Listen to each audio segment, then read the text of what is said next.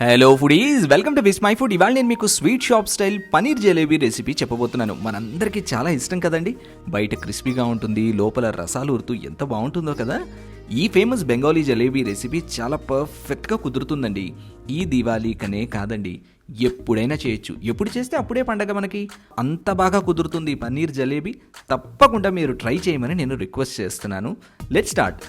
పనీర్ జలేబీ కోసం ముందు అడుగు మందంగా ఉండేటువంటి కడాయిలో 1.5 లీటర్ దాకా గేదె పాలు తీసుకోండి. వీటిని కలుపుతూ జస్ట్ ఓ పొంగు రానివ్వండి చాలు. హై ఫ్లేమ్ మీదే సన్నని సెగ మీద కానీ అలా పొంగిస్తే మేగడ ఏర్పడి జలేబీ టెక్స్చర్ మారిపోవచ్చు.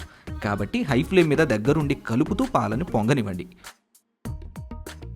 పాలు పొంగు రాగానే దింపి పక్కన ఉంచండి. తర్వాత 3 టేబుల్ స్పూన్ల వెనిగర్లో 1/2 కప్పు నీరు పోసి కలిపి పక్కన ఉంచుకోండి. మరిగి దింపుకున్నటువంటి పాలల్లో కొద్దిగా వెనిగర్ పోస్తూ కలుపుకోవాలి. మనకి శాంతంగా వెనిగర్ అవసరం పడదండి, కాకపోతే కొంచెం ఎక్కువగా తీసుకున్న వెనిగర్లో సగం సరిపోతుంది. చూడండి, వెనిగర్ పోసి కలిపిన 1 నిమిషానికి పాలకి పాలు నీళ్ళకి నీళ్లుగా విడిపోవడం మొదలైంది. చాలు, వదిలేసేయండి.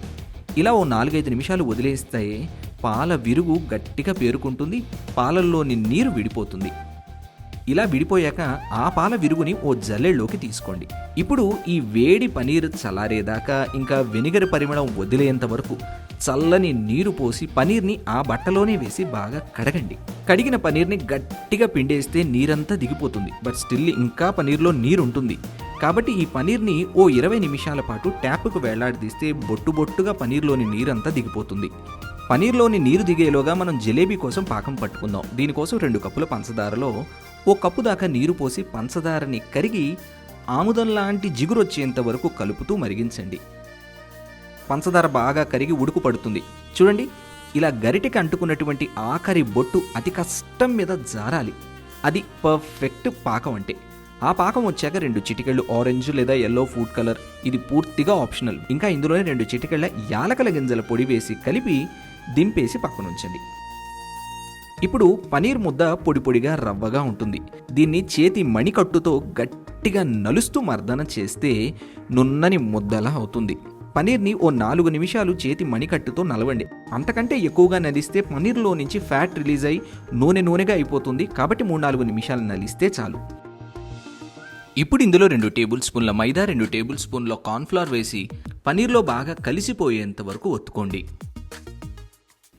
చూడండి, ఇలా మృదువుగా అయినటువంటి పనీర్ ముద్దలో ఓ చిటికెడు బేకింగ్ పౌడర్లో 1 టీ స్పూన్ నీరు వేసి కరిగించినటువంటి ఆ నీరు పోసి ఇంకాసేపు బాగా మర్దన చేయండి.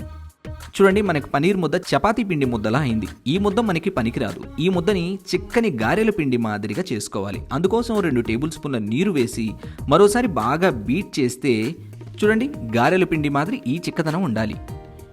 ఇప్పుడు పైపింగ్ బ్యాగ్లో నాసిల్ వేసుకోండి. నాసిల్ పైపింగ్ బ్యాగ్లో వేసిన తర్వాత అంచును కట్ చేసేయండి శాంతంగా. లేని వాళ్ళు డైరెక్ట్గా నూనెలో పిండేసుకోవచ్చు, బట్ షేప్ అది రాదంతే. మీకు స్వీట్ షాప్ స్టైల్ తీరు కావాలనుకుంటే ఈ నాజిల్ ఉండాల్సిందే. తర్వాత ఇందులో పనీర్ పిండిని అంతా నింపేసేయండి. పనీర్ పిండిని నింపాక బ్యాగ్లో ఎక్కడా బుడగలు లేకుండా చూసుకోండి, లేదంటే జలేబీ ఒత్తేటప్పుడు అక్కడక్కడ గ్యాప్లు వచ్చేస్తాయి. ఇప్పుడు నూనెని మధ్యస్థంగా వేడిగా ఉండేలా చూసుకోండి. ఆ నూనెలో చూడండి 1, 2, 3 చుట్లు చుట్టాను.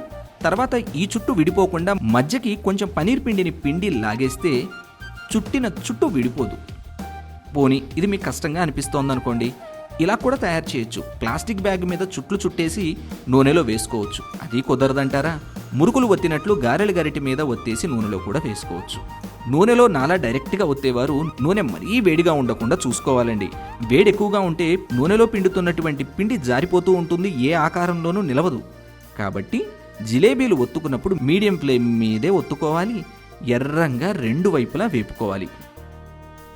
చూడండి, ఎర్రంగా వేగింది కదా. ఎర్రంగా వేగాలి, క్రిస్పీగాను ఉండాలి. అలా ఎర్రంగా క్రిస్పీగా వేగినటువంటి ఈ జిలేబీని వెచ్చని పంచదార పాకంలో వేసి శాంతంగా పాకంలో ముంచేయండి. పాకంలో ముంచినటువంటి ఈ జిలేబీని ఓ 30 సెకండ్లు ఉంచి తీసి జల్లెల్లో వేసేయండి. ఆ తర్వాత ఉంటే మీ దగ్గర డ్రై ఫ్రూట్స్, చాందికి వర్క్ దేంతో అయినా సోగ్గా డెకరేట్ చేసి 3-4 రోజుల పాటు ఎంజాయ్ చేయొచ్చండి. ఏమన్నా చెప్పండి, పర్ఫెక్ట్గా కుదిరితే పడిన కష్టం క్షణంలో గాయం, అవునా కాదా? ఈ పనీర్ జలేబీ మీరు ఇంట్లో తయారు చేశాక నా మాట నిజమని మీరు ఖచ్చితంగా ఏకీభవిస్తారు. అంత పర్ఫెక్ట్గా కుదురుతుంది. ఏంటి, నచ్చిందా? ట్రై చేస్తారా? అయితే డీటెయిల్డ్గా రెసిపీని చదువుకుంటూ చేయడానికి vismyfood.com వెబ్సైట్ విజిట్ చేయండి. అలాగే మీరు తయారు చేసిన ఆ రెసిపీ పిక్ని నాతో విస్మయ్ ఫుడ్ ఇన్స్టాగ్రామ్ని ఫాలో అవుతూ ట్యాగ్ చేయొచ్చని గుర్తుంచుకోండి.